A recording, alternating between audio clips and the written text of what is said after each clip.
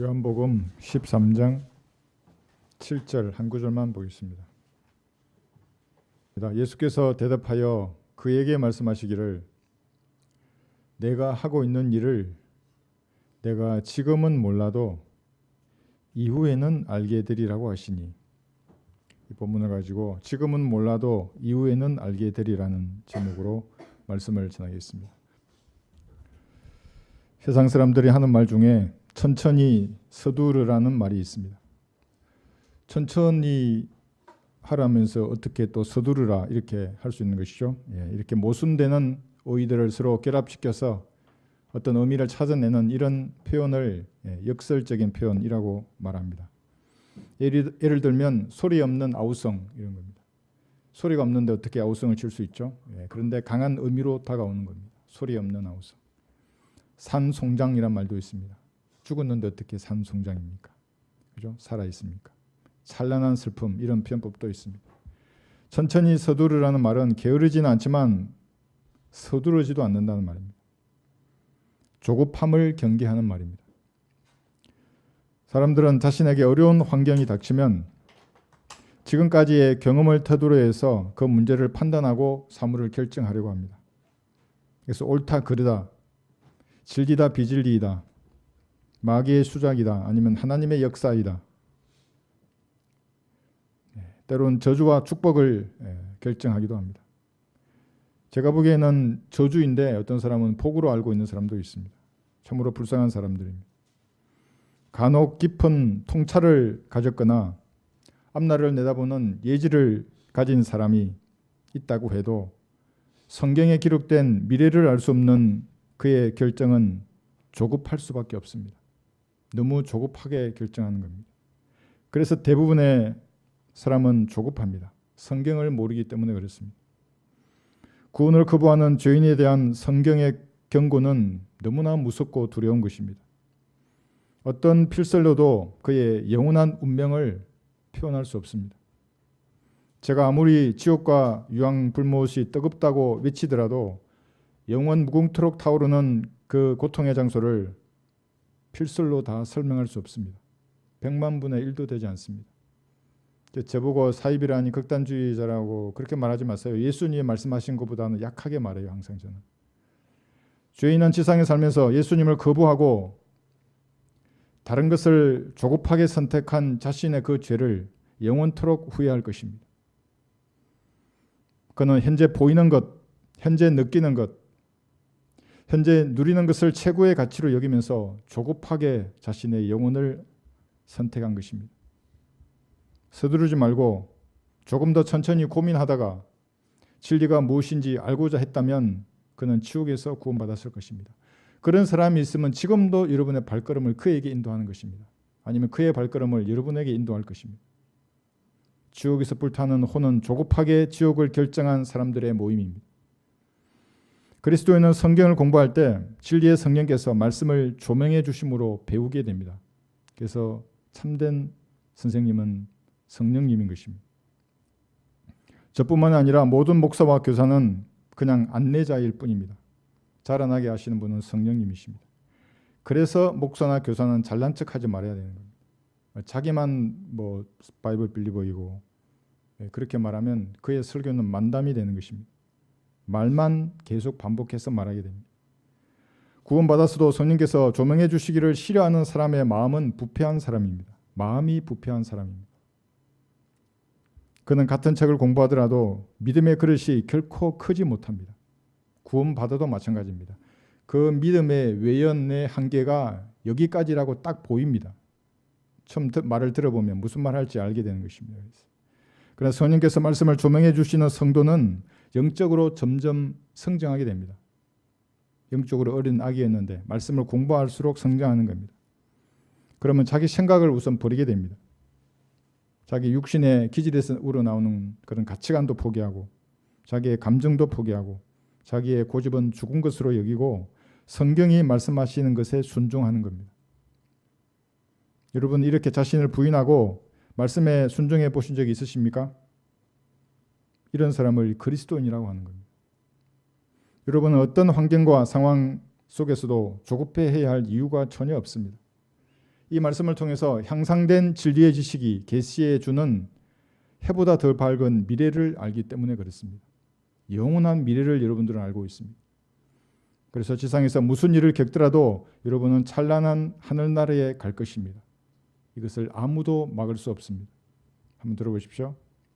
내가 확신하노니 사망이나 생명이나 천사들이나 정사들이나 권세들이나 현재의 일들이나 다가올 일들이나 높음이나 깊음이나 어떤 다른 피조물이라도 우리를 그리스도 예수 우리 주 안에 있는 하나님의 사랑에서 떼어놓을 수 없으리라. 다 피조물이에요. 이런 것들은 전부 다. 어떻게 창조주의 사랑에서 떼어놓을 수 있겠습니까?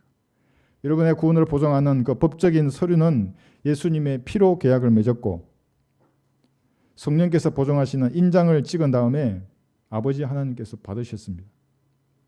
그 구원의 서류에는 여러분의 날인도 들어 있습니다. 언제 여러분이 날인했어요?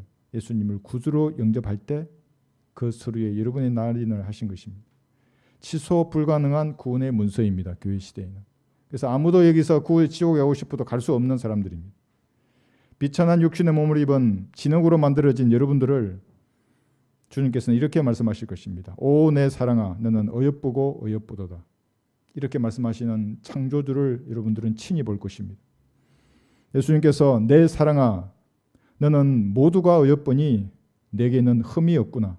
솔로몬의 노래 4장 7절입니다. 이렇게 말씀하시는 예수님의 말씀을 여러분 귀로 들을 것입니다.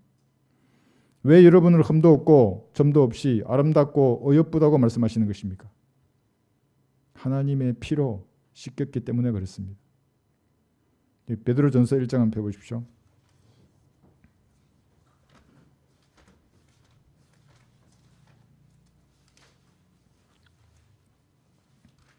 베드로전서 1장 18절에 보시면 19절 두 구절 보겠습니다.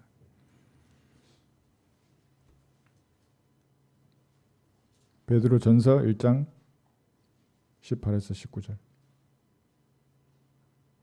이는 너희가 아는 바와 같이 너희가 너희 조상들로부터 전통으로 이어받은 너희의 허망한 행실에서 음이나 금 같은 썩어질 것들로 구속된 것이 아니라 흠도 없고 점도 없는 어린 양 같은 그리스도의 보배로운 피로 된 것이기 때문입니다. 그래서 마음이 답답하시고 어려우시면 이 보배로운 피의 공로를 찬양하는 겁니다. 나 같은 죄인을 위해서 그 보배로운 피를 흘려주신 주님의 자애하심을 이 시간 찬양합니다. 이 한마디에 어둠의 영들이 다 달아나게 돼 있어요. 저는 매일 하니까 여러분도 매일 해보세요. 그러므로 지상에서 일어나는 일에 대해서 조급해하지 말고 여러분들은 때를 기다려야 하는 것입니다. 지금은 무슨 이유로 여러분 주변에서 이런 상황이 펼쳐지는지 알 수 없지만 이후에는 분명하게 알게 될 것입니다. 현재 상황이 과거에 무엇인가를 뿌렸던 그것을 거두는 것이라면 주님께 차비를 간구해야 합니다. 왜냐하면 여러분이 뿌린 것보다 30배에서 100배나 많이 거둘 수 있기 때문에 그렇습니다. 주님께 진지하게 죄들을 자백하고 예수님의 피로 씻은 다음에 다시 시작해야 합니다. 현재 상황이 이유를 알 수 없는 일이라면 지금은 몰라도 미래에는 반드시 알게 될 것입니다. 사람들은 자신이 지금 받아들이기 어려운 상황이 닥치면 하나님께 분노하고 원망하면서 세상으로 가버리는 사람도 있습니다. 그래도 화가 풀리지 않으면 다른 사람에게 화를 쏟아내거나 자기 자신에게 분노를 퍼붓는 사람도 있습니다. 이것이 우라병이라고 하는 겁니다. 스트레스에 의한 각종 질환이 여기서 시작이 됩니다. 자, 한번 여기 14장 한번 펴보십시오.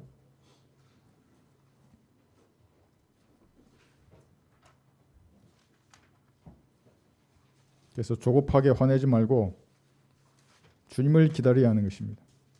원망하지 말고. 잠언 14장 29절.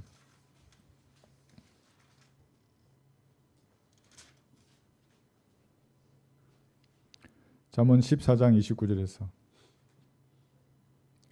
노하기를 더디하는 자는 크게 깨달은 자이나 영이 조급한 자는 미련함을 드러내느니라. 기만과 속임수는 상대를 서두르게 만드는 겁니다. 조급하게 만들어버립니다. 정신을 못 차리게 해야 속이지 않겠습니까? 그 조급함에 말려들면 자신의 미련함을 드러내게 될 것입니다. 그게 뭐냐면 마귀가 주는 생각을 붙잡는 겁니다. 이것이. 속는 것입니다. 조급한 사람은 지상에서나 그리스도의 심판석에서 궁핍하게 될 것입니다. 여기 잠언 펴셨죠? 21장 한번 펴보세요. 잠언 21장 5절 보시면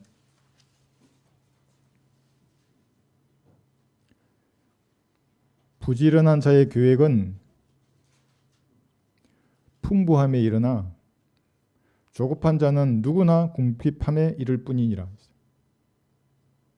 부지런한 자는 행동으로 그 행동을 중심으로 계획을 하게 됩니다. 움직이는 겁니다. 여러분은 믿음으로 구원받았습니다. 부지런한 사람들은 약동하는 믿음의 소유자라고 하는 겁니다. 믿음이 반드시 행위를 동반하게 되어 있습니다. 성경적 믿음을 행함으로 보이는 성도들입니다. 입으로만 말하지 않습니다. 주님 앞에 나아가 기도할 때에도 천천히 자신의 마음을 하나씩 토해내야 합니다. 제잘되는 어리석은 자는 망할 것입니다. 전도서 5장 2절입니다. 한번 들어보십시오. 너는 함부로 입을 열지 말며 하나님 앞에서 마음을 조급하게 되어 말을 내지 말라. 하나님은 하늘에 계시고 너는 땅에 있음이라. 그러므로 내 말수를 거의 없게 할지니라. 전도서 5장 1절입니다. 자기 마음에 품은 생각이 무엇이고 자기가 무슨 말을 하는지 모르면서 말부터 꺼내기 시작하면 마귀가 자기 입을 주관하게 되는 겁니다. 정확하게 정리해야죠. 내가 하나님이 만드신 언어로 하나님 앞에 마음을 토해야 하는 겁니다. 어떤 사람 보면 정말로 자기가 말하는 말의 의미를 몰라요. 막. 한국식 방언을 하게 되는 겁니다. 고난과 거센 시련의 한가운데서 지금 왜 이런 상황이 연출되는지 이해하지 못하더라도 조급하게 기도의 자리에서 물러나지 말아야 하는 것입니다. 그러면 주께서 들으시고 시간이 지난 다음에 그 기도에 응답하셔서 이루어 주실 것입니다. 그래서 시간이 지나야 하는 겁니다. 세상 사람들도 말하지 않습니까? 뭐가 약이라고 합니까? 시간이 약이라고 그랬어요. 무엇인가를 안다고요. 그들이 성경을. 시간이 약입니다. 지금은 몰라도 시간이 흐른 이후에는 알게 될 것입니다. 여기 전도서 8장 3절을 보시면 잠언 다음에 전도서 8장 3절에서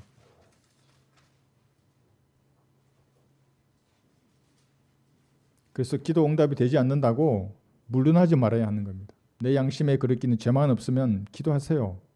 그리고 주님이 기도의 제목을 바꾸지 않는 이상 그 제목으로 기도하는 겁니다. 전도서 8장 3, 4절을 보시면 그의 목전에서 조급하게 물러가지 말라. 악한 것을 지지하지 말라. 그는 자기를 기쁘게 하는 것은 무엇이다 행하느니라. 왕의 말이 있는 곳에는 권위가 있나니 누가 그에게 말하기를 당신은 무엇을 하나이까라고 할 수 있느냐. 권위. 예수님의 말씀은 우주를 창조하실 만한 권위가 있습니다. 창조하신 우주를 물로 파괴하시고 불로 소멸하셨다가 다시 새하늘과 새 땅을 창조하실 만큼 놀라운 권위를 가지신 분이 예수님이십니다. 그러니까 함부로 말씀하지 않으신다는 겁니다. 구원을 거부하는 죄인에게는 유죄를 선포하시고 영원한 정죄의 장소로 그릇 차 넣으실 권위도 예수님께서 가지고 있습니다. 그래서 주께서는 함부로 말씀하지 않으시고 꼭 필요한 때에 여러분이 감당할 만큼 꼭 필요한 말씀을 하십니다. 그래서 주님은 결코 낭비하지 않으십니다. 하나님께서 세대를 다루시는 경영 방침, 이것을 경륜이라고 하는데 이것도 낭비하지 않으시고 가장 경제적으로 운영하시고 말씀도 경제적으로 하시는 것입니다. 기도 응답은 시간이 지나야 가능합니다. 조급하게 기도의 자리를 물러나지 말아야 하는 것입니다. 그러면 응답을 기다리는 시간에 무엇을 하는가? 어긋나고 구부러진 자신을 바로잡아야 하는 것입니다. 요한 1서 3장을 펴보십시오.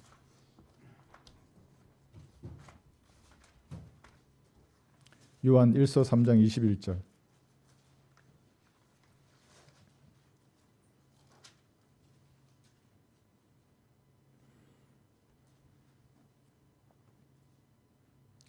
요한 1서 3장 21절 2절. 사랑하는 자들아, 만일 우리 마음이 우리를 정죄하지 아니하면 우리가 하나님 앞에서 담대함을 얻고 무엇이든지 구하는 것을 그에게서 받나니 이는 우리가 그의 계명들을 지키고 그의 목전에서 기쁨이 되는 일들을 행함이라 했어요. 여기 계명들이 구원받은 신약 교회 시대의 성도들에게는 성령의 법입니다. 양심에서 말씀하시는 것에 반응하는 겁니다. 혼란 성도들은 실제적인 계명입니다. 여기 우리는 구원받은 성도입니다. 구원받은 사람이라도 죄를 지으면 몸 안에 계신 성령께서 양심을 통하여 죄에 대해서 책망하는 겁니다. 여러분 그러신 적 없으세요? 구원받은 이후에는 훨씬 양심이 민감해지는 겁니다. 이런 책망이 없는 사람은 자기의 구원을 점검해 보아야 하는 것입니다. 구원받았으면 양심의 죄가 통과할 수가 없는 겁니다.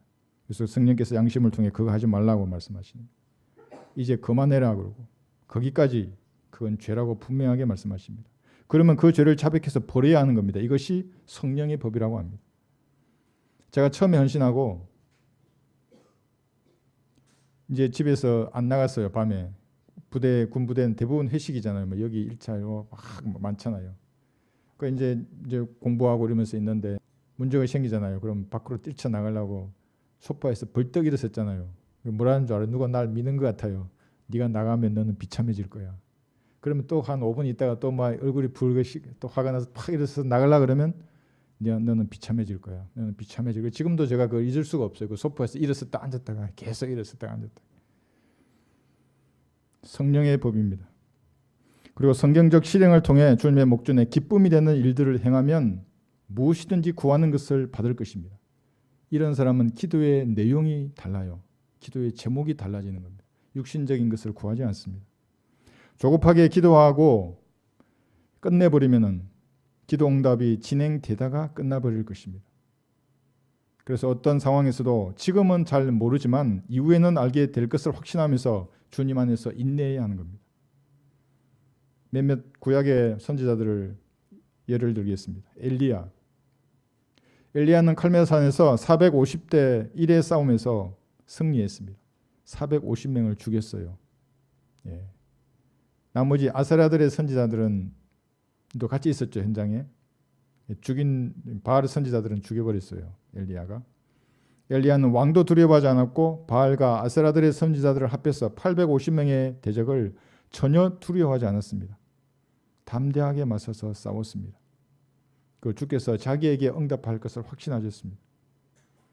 열왕기상 18장 한번 볼까요?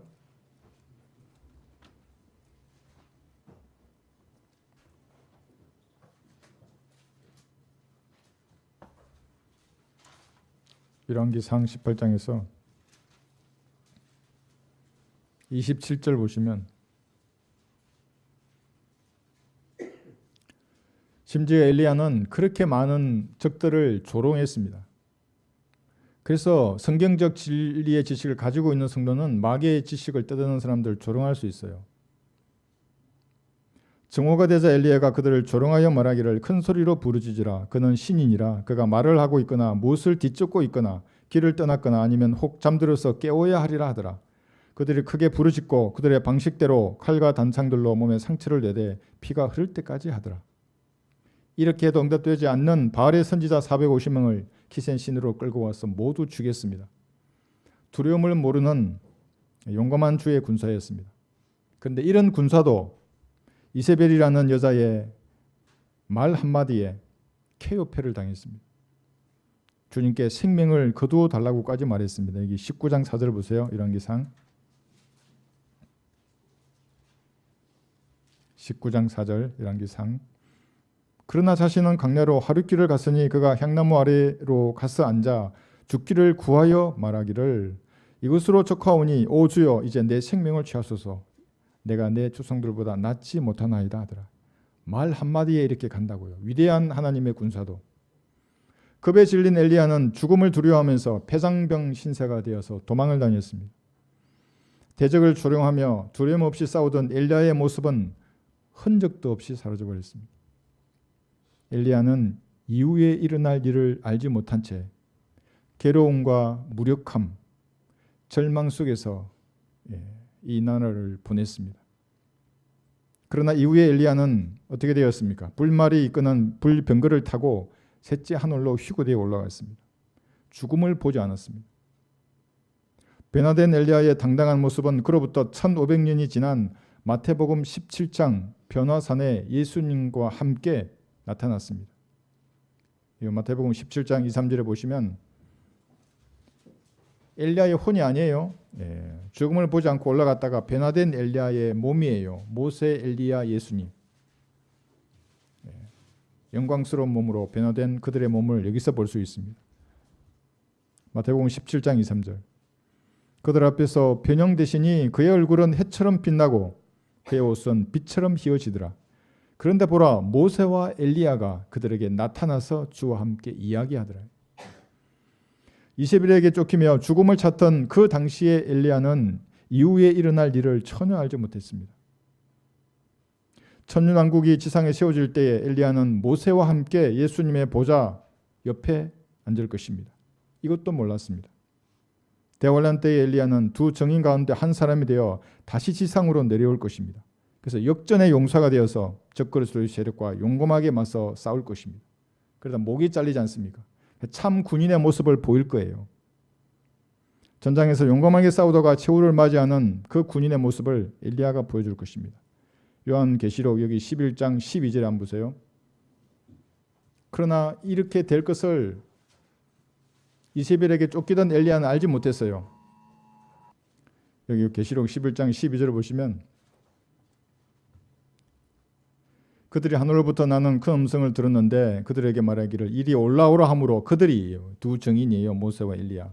구름을 타고 하늘로 올라가니 그들의 원수들이 그들을 바라보더라 했어요. 이게 미리 기록된 역사입니다. 미래를 알지 못했던 엘리야는 지금이라는 그 현재에 갇혀가지고 두려움에 떨었습니다. 이세벨이 나를 죽인다는데 어떻게 하지? 도망가 버린 겁니다. 하나님 앞에서. 겁쟁이가 되어서 죽음을 찾아다니던 그런 시간이 있었습니다. 군인이 싸우다가 죽어야지 어디 전장을 버리고 도망갈 생각을 하는 것입니까? 다 버리고 세상으로 도망가면 잘 살 수 있을 것 같습니까? 마귀는 결코 여러분을 방치해 두지 않을 것입니다. 여러분은 향상된 진리의 지식을 가지고 있습니다. 우주와 인류의 역사가 어떻게 펼쳐질 것인지를 알고 있습니다. 그러나 엘리야는 알지 못했습니다. 현 세상이 끝난 이후에 여러분 각자가 어디에서 거할 것인지 그 도성의 위치와 방향, 이름을 여러분들은 알고 있습니다. 그러나 엘리야는 알지 못했습니다. 엘리야처럼 현재 펼쳐지는 환경에 주눅이던 형제나 자매가 있다면 오늘 일어나야 하는 것입니다. 엘리야는 그것을 모르고 이세벨에서 쫓겨 도망다니지 않습니까? 여러분은 그럴 이유가 전혀 없는 것입니다. 미래를 알기 때문에 이것이 그리스도인만이 가지고 있는 자유함입니다. 조급할 이유도 전혀 없습니다.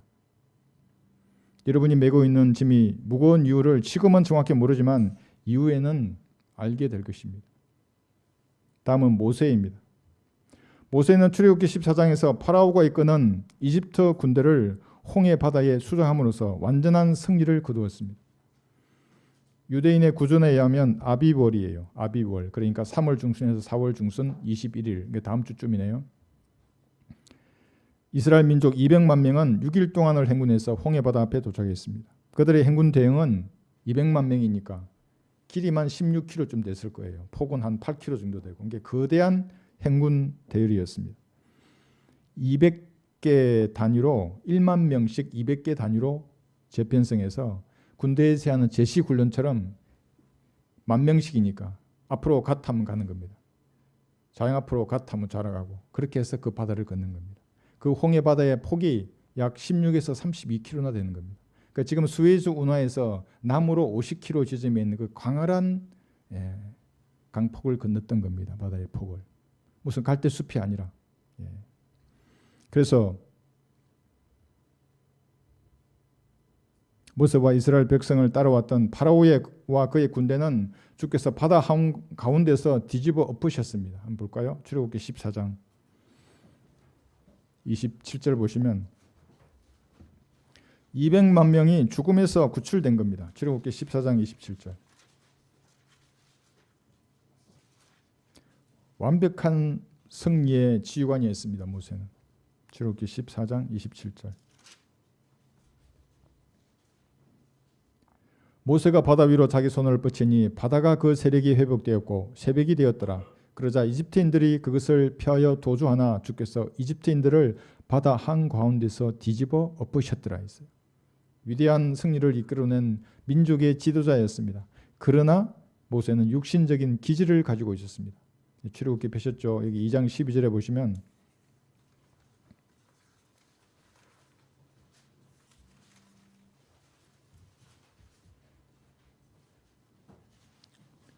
출애굽기 2장 12절 보시면 그가 이쪽 저쪽을 살펴보고 이쪽 저쪽을 살펴 아무도 없는 것을 보고 그 이집트인을 죽여서 모래 속에 감추니라요.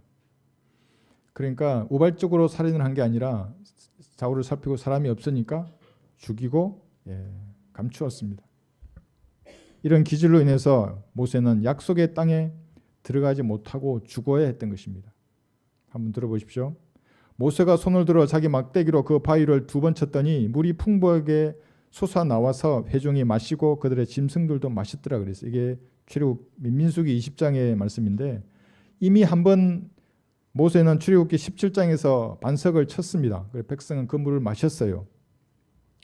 그 반석은 예수님의 갈보리 십자가를 예표하는 것이기 때문에 한 번 죽으시는 것을 예표하는 겁니다. 그러니까 반석은 한 번만 쳤어야 되는 겁니다. 근데 모세는 자기 성질을 이기지 못해서 2번이나 더 반석을 침으로써 성경의 예표를 어겼습니다.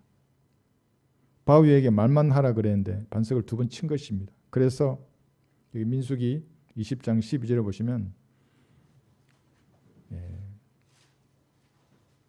주님께서는 모세와 아론에게 그 약속의 땅으로 들어가지 못할 것을 말씀하십니다. 그러자 주께서 모세와 아론에게 말씀하시기를 민수기 20장 11, 12절입니다. 너희가 나를 믿지 아니하고 이스라엘 자손의 목전에서 나를 거룩하게 하지 아니하였으므로 너희는 이 회중을 내가 그들에게 준 땅으로 데리고 들어가지 못할 것이니라 하시니라 했어요. 이때 모세와 아론은 죽음을 직감했습니다. 그럼에도 처진 어깨를 펴고 가야 할 길을 전진했습니다. 아론이 죽는 순간에도 모세는 다음 차례는 모세 자신인 것을 알면서도 묵묵하게 사역을 수행했습니다. 모세는 죽지 않고 약속의 땅에 가고 싶었기 때문에 주님 앞에 간구도 했습니다. 주님 좀 살려주셔서 약속의 땅에 가게 해주십시오. 그 아름다운 산과 강들을 보게 해주십시오. 이렇게 말했던 겁니다. 여기 신명기 3장 한번 보십시오. 신명기 3장 25절에 보시면 주님은 들어주지 않으셨습니다. 오히려 분노하셨습니다. 신명기 3장 25절에서 26절 보시면 내가 주께 간구하오니 25절 나로 건너가게 하소서 요단 건너편에 있는 아름다운 땅과 아름다운 산지와 레바논을 보게 하소서 하였으나 주께서 너희로 인하여 내게 진노하시어 내게 들으라 하지 아니하시고 주께서 내게 말씀하시기를 그것으로 충분하니 이 일을 더 이상 말하지 말라요. 범죄한 모세에 대한 주님의 마음은 확고하셨습니다. 죽음이 기다리는 것으로 발걸음을 옮기던 모세의 심정은 슬펐을 것입니다. 말씀에 순종하지 않았던 자신의 모습이 떠올라서 괴로웠을 것입니다. 자기 성질 때문에 그렇잖아요. 성질을 자기도 아는 거예요. 모세는 이후에 자신에게 일어날 일을 알지 못한 채 눈을 감았고 무덤에 묻혔습니다. 괴로웠겠죠.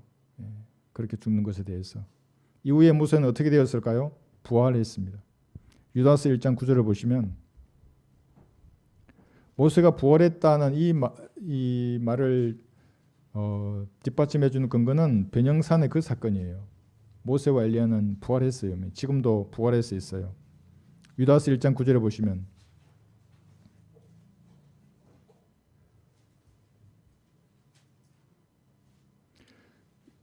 그러나 천사장 미카엘도 모세의 몸에 대하여 마귀와 더불어 다투며 쟁론할 때 감히 그를 모독하는 비난을 하지 아니하고 오직 주께서 너를 책망하시느라고 말하였느니라.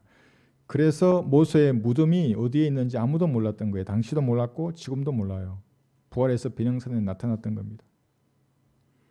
잠시 후 대환란 때에는 두 증인으로 나타나서 엘리야와 함께 적그리스도의 세력과 용감하게 싸울 것입니다. 천년왕국 때에는 예수님의 보좌 옆에 앉을 것입니다.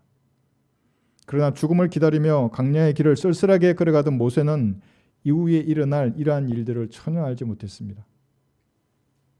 여러분은 어떠신가요? 현재 일어나는 상황이 여러분을 압도하도록 방치하지 말아야 하는 겁니다. 성경적 관조를 가지고 그래서 믿음으로 살아야 하는 겁니다. 우리는 미래를 알기 때문에 모르면 끌려가는 거죠. 코에 코가 끼어가지고 가라는 대로 끌려가지만 그리스도인들은 그렇게 살지 않습니다. 지상 3일 끝난 이후에 자신이 어떤 존재가 되어서 어떻게 살 것인지에 대한 소망을 붙들어야 하는 것입니다. 여러분은 지상 삶을 살던 그 당시의 모세와 엘리야보다 더욱 향상된 진리의 지식을 손 위에 가지고 있습니다. 그래서 기운을 내서 자신의 책무를 다해야 하는 것입니다. 이후에는 모든 것을 알게 될 것입니다. 세 번째는 삼손이 있습니다. 삼손은 혼자서 나귀의 턱배 하나로 1000명의 필리스티아인들을 죽였던 용감한 주님의 군사였습니다. 그러나 마지막은 적에게 포로가 되어서 두 눈알이 뽑힌 채로 적과 함께 죽음으로써 자살로 생을 마감했습니다. 삼손은 믿음이 아니라 느끼는 대로, 눈에 보이는 대로 살았던 대표적인 인물입니다. 뭐 느낌 좋잖아 이런 말 하잖아요. 그죠? 세상 사람들도. 감정이 아무리 좋고 느낌이 아무리 좋더라도 성경적 신앙과 다른 것이면 그건 거부해야 할 일입니다.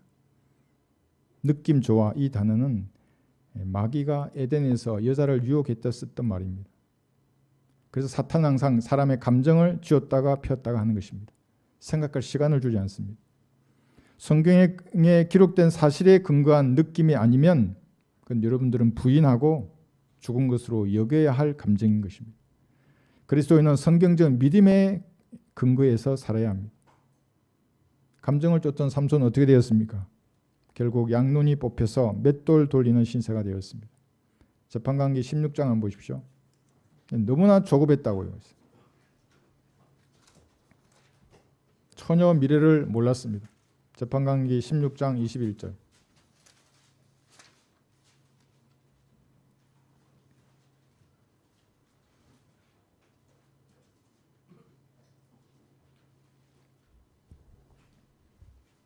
재판관기 16장 21절.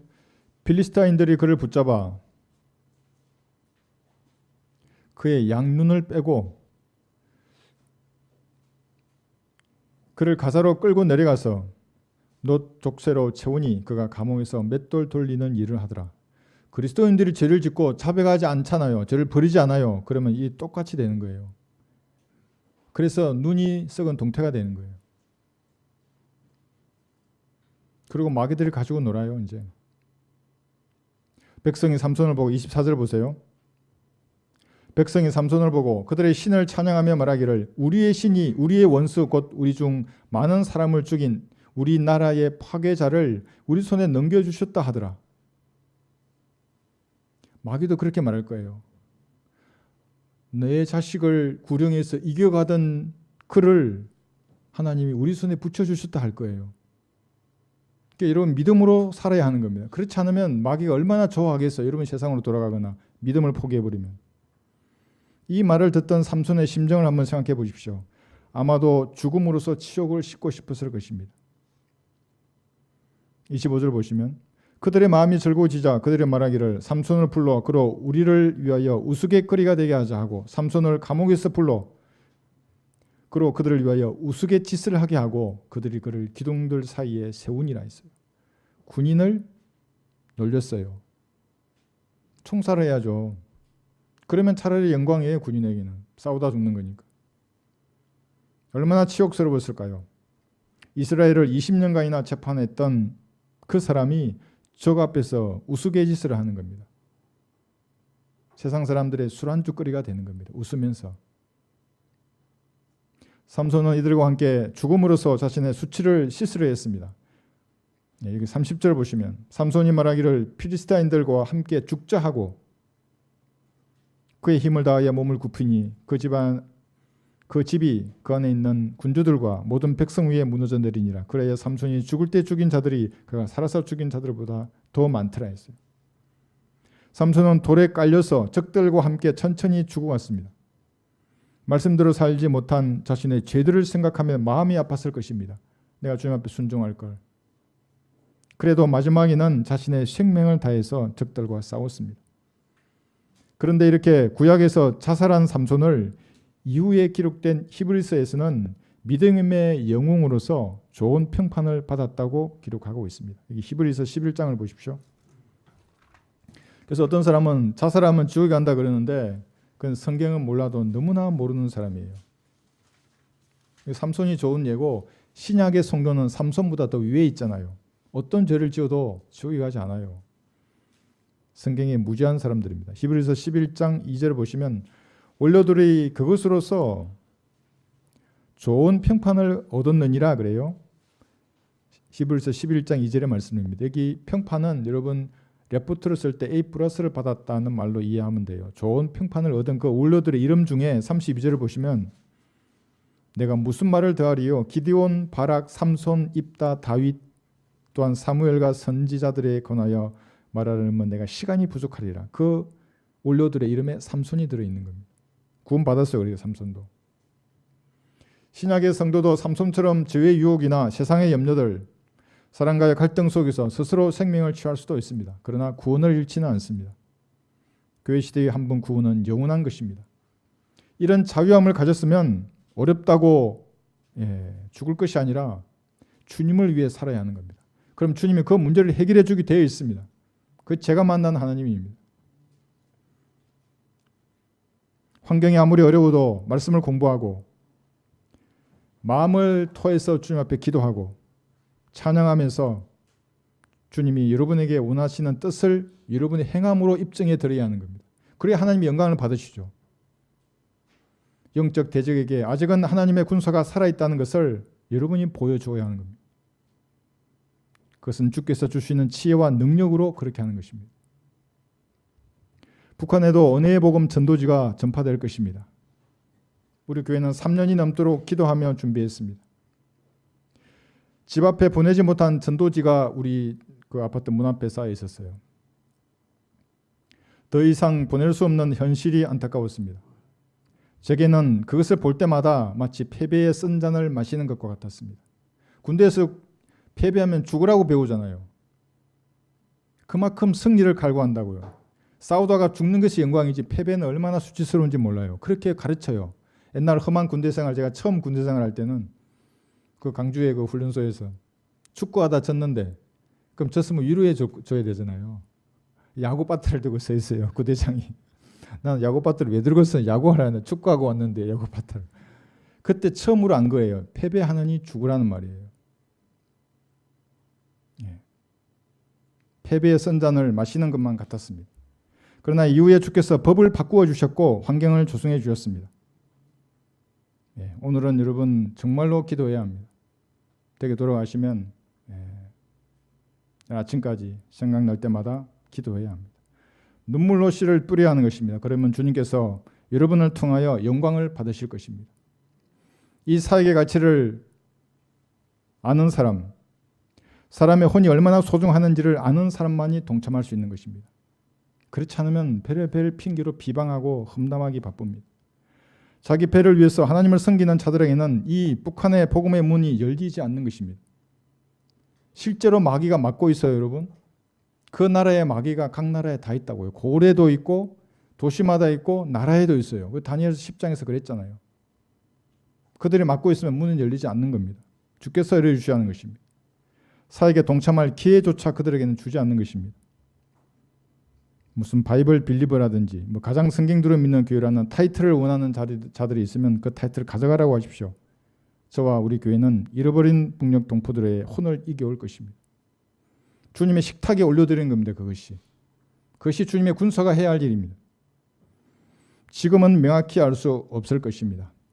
그러나 육신의 장막을 벗은 이후에는 어떤 사람이 어떻게 전단지를 통해서 구원받았는지 명확하게 알 것입니다. 눈물로 여러분들이 씨를 뿌렸던 그 날들의 결실을 하늘에서 눈으로 보게 될 것입니다. 신약에서는 스테판이 돌에 맞았습니다. 유대인들이 던진 돌 무더기가 스테판 위에 가득 쌓였습니다. 스테판은 죽어가는 순간에도 왜 부흥하던 그 시기, 사도행전 6장 그 이전에 그 시기에 주님이 나를 셋째 안으로 안 데려가시고 왜 여기 흙무더기 위에 누워가지고 돌에 맞아 죽어가는가 이렇게 생각했을 것입니다. 그러나 죽어가던 스테판 옆에서는 스테판의 겉옷을 자기 발 앞에 두고 있었던 사도 바울이 있었습니다. 그 상황을 지켜보고 있었던 겁니다. 바울에게는 강한 찔림이 되었을 것입니다. 도대체 예수라는 사람이 누군데 죽는 순간까지도 예수의 이름을 부르고 그리고 죄들을 보통 정오해야 마땅한데 스테판이 이렇게 말했어요. 이 죄를 그들에게 돌리지 마옵소서. 무슨 유대교를 믿는 바울이 무슨 도전을 받았지 않았겠어요? 헬라어로 스테파누스는 면류관이라는 뜻입니다. 이후에 그는 그리스도의 심판석에서 최초의 그리스도인 순교자가 받는 생명의 면류관을 받을 것입니다.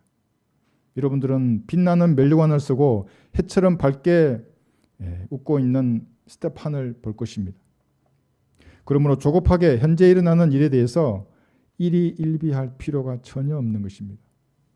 다만 미래를 바라보고 이 땅을 믿음으로 살아야 하는 것입니다. 사도 요한이 있습니다. 영원한 생명이신 그 창조주의 품에 머리를 기댔던 사도입니다. 그 심장의 고동을 들었어요. 아무도 듣지 못했어요. 그래서 예수님께서 가장 사랑하시던 제자라고 하는 그 지위도 얻었던 사도였습니다. 그러나 요한의 말년은 죄수가 되어서 섬으로 유배되었습니다. 그곳에는 가족도 없고 친구도 없고 이웃도 없이 고독하게 살다가 쓸쓸하게 죽었습니다. 세상이 보기에는 초라하고 보잘것없는 삶이었습니다. 그 누가 섬으로 유배된 죄수에 대해서 가치를 인정하겠습니까? 그러나 요한은 성경의 마지막 책을 기록했습니다. 요한 계시록이 없었다면 이후에 어떤 일이 일어날 것인지를 전혀 알 수 없었을 것입니다. 그래서 칼빈은 계시록 주술을 하지 못한다고요. 소경입니다. 소경. 우주 만물의 최종 상태를 알지 못한 채로 땅만 바라보고 살았을 것입니다. 요한의 고독은 이후의 삶을 위한 주님의 배려였습니다. patmos섬에서 요한은 교회시대 2000년의 시간을 뛰어넘어서 주의 날로 이동했습니다. 그곳에서 유사일의 전무후무한 대환란의 비참한 살상과 문명의 파괴도 목격했습니다.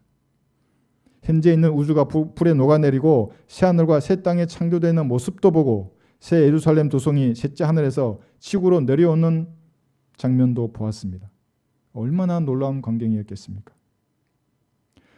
요한은 외딴 섬에서 외로웠고 고독했습니다.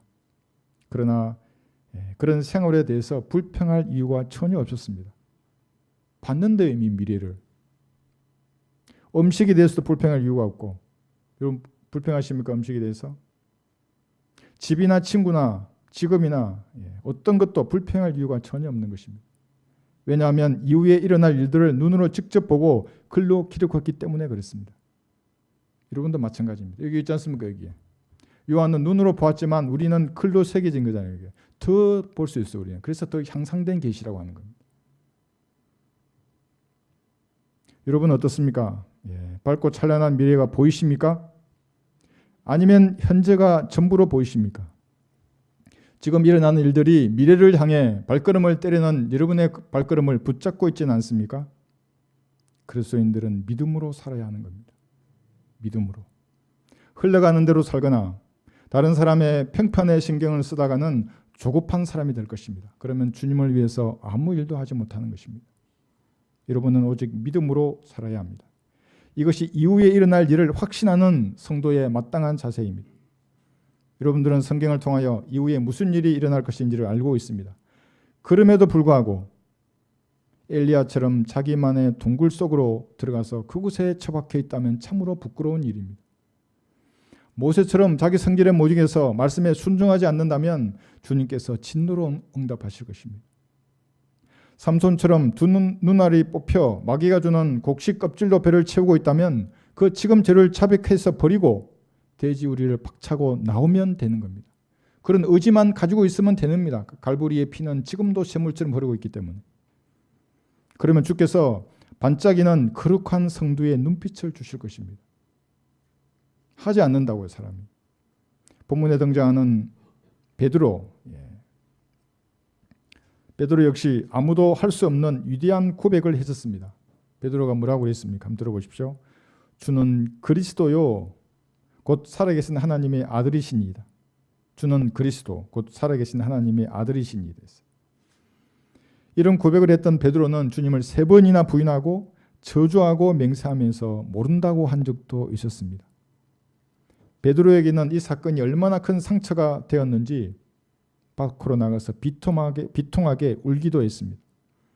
베드로는 죽는 순간까지 자신의 죄에 대한 비통함을 가지고 있었습니다. 그래서 자신의 생명으로 주님께 영광을 돌려드려야 할 그 순간에 그 순교의 잔을 거부하지 않고 기꺼이 마셨습니다. 바울도 마셨고 그 이후에 모든 믿음의 선진들은 기꺼이 그 잔을 마셨다고요. 그게 고난이든 박해이든 죽음이든 마셨어요. 여러분 어떻습니까? 밝고 찬란한 미래를 알고 있는데 현재 일어난 일들이 여러분에게 무슨 의미를 가지는 것입니까? 주님 앞에 다만 아뢰고 때를 기다릴 뿐입니다. 여러분도 지금 일어나는 상황에 매몰되지 말고 멀리 미래를 보아야 합니다. 이후에 일어날 일들을 상상하면서 매일매일을 믿음으로 승리하는 귀한 성도가 되시기 바랍니다.